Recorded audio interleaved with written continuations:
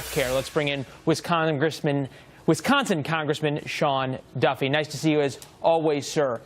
Good morning, Leland. What lessons did you, and for that matter, the GOP, learn from health care, and perhaps are still learning, considering it's still in the Senate, that you want to avoid come tax reform? So a couple points. First, in healthcare reform, you saw outside groups that were conservative that didn't buy into the healthcare package that came out of the House. So the administration has learned, listen, if you want to get tax reform done, it's not just the House and the Senate. We want conservative outside groups that score members of Congress, and there's some members who take that to heart, the scores they get from these outside groups. Get them on board, sell them on the reform that we're going to do, give them a seat at the table. So that's lesson number one. And lesson number two, if you remember in healthcare reform, the House came out with a bill, but the Senate wasn't on board. So what's happening now is the tax rating in the House and the Senate, in conjunction with the administration, are at 30,000 feet, getting an agreement on what tax reform should look like. We can then take those packages back to our individual chambers and get individual buy-in, and members of Congress and senators can put their fingerprints on those bills. But those are the two lessons. Work together, all chambers in the White House, before you put it out, one, and number two, get the outside groups to buy in. Really important lessons showing the administration and the House are learning from failures of the past. But even in the House right now, as we hear from folks, say, from the Freedom Caucus, then folks closer to the center, or still have vastly different views of what tax reform really looks like. Is it reform? Is it tax cuts? You guys, even within the one chamber in the House, you guys still aren't on the same page.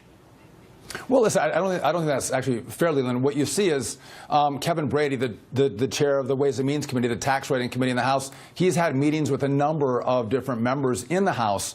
But because we don't have the plan yet, the details aren't out yet, that division really doesn't exist. I think what we're going to see is tax reform and tax cuts.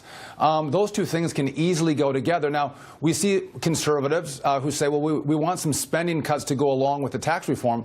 I would join that effort to get spending reform, but we can't let the perfect be the enemy of the good. Okay. If we can get tax reform, but we can't get the Senate to buy in to spending cuts, we just got to go with tax reform so we can grow the economy, let businesses, corporations, and families keep more of their money. They spend it better than the government. Well, that talking point is one I'm sure we will hear for a long time.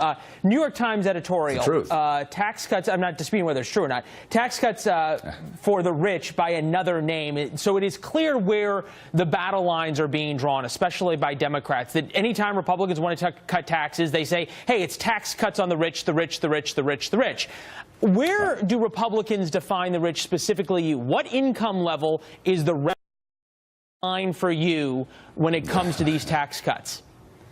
Listen, well, if I use Democrat language, we'd say millionaires and billionaires. Don't give tax cuts to those in those incomes. I'm asking for you. There's a lot of people at home and say, is it 100,000? Is it 200,000? Is it 300,000? Listen, well, I don't buy into that argument, Leland. I think that we should have tax reform and tax cuts across the board because, listen, if you're a small business owner who makes good money in my district and you put more money in their pocket, they reinvest in capital, they reinvest in training of their employees, and they hire more employees.